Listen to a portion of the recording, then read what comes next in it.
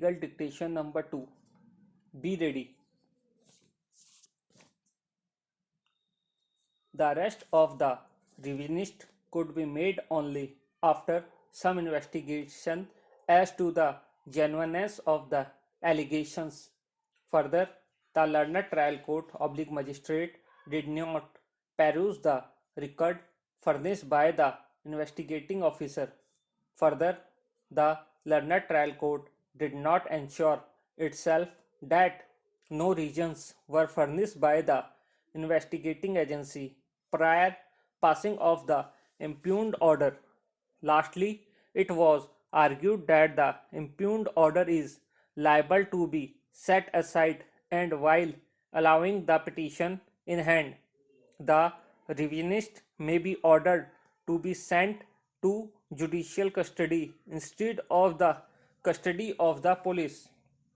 On the other hand, it was vehemently argued by learned PP that the revision petition in hand is not maintainable in law as it is only against an interlocutory order, while the impugned order, the learned magistrate had only granted the police custody of the revisionist, which was purely an interlocutory order in support of his contentions raised above.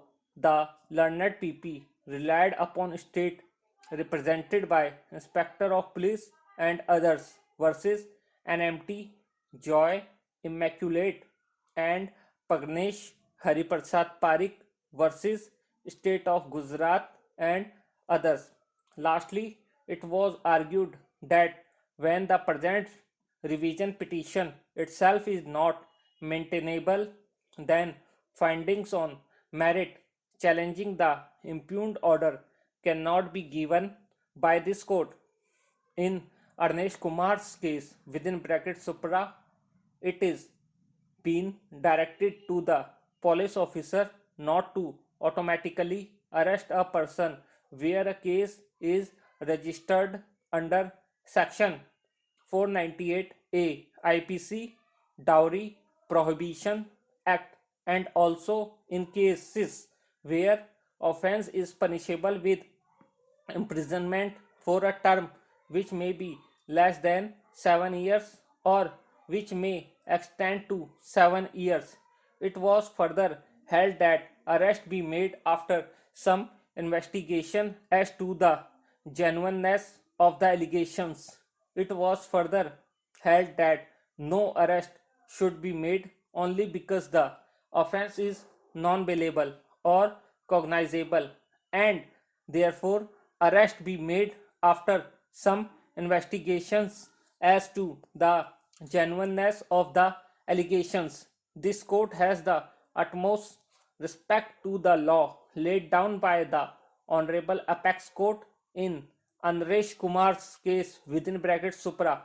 However, it is equally true that on part of the respondent dash state, reliance has been placed on state represented by Inspector of Police and others case within bracket Supra, and Pagnesh Hariprasad Parikh's case within bracket Supra, with the submission that the present revision petition itself is not maintainable as the same has been filed challenging an interlocutory order in para number 13 of the state represented by Inspector of Police and others case within bracket Supra. It has been held by the Honorable Apex Court to the following effect.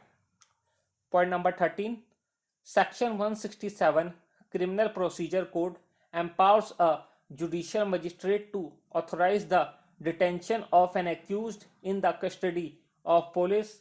Section 209 Criminal Procedure Code confers power upon a magistrate to remand an accused to custody until the case has been committed to the Court of Sessions and also until the conclusion of the trial. Section 309 Criminal Procedure Code confers power upon a court to remand an accused to custody after taking cognization of an officer or during commencement of trial when it finds it's necessary to adjourn the inquiry or trial.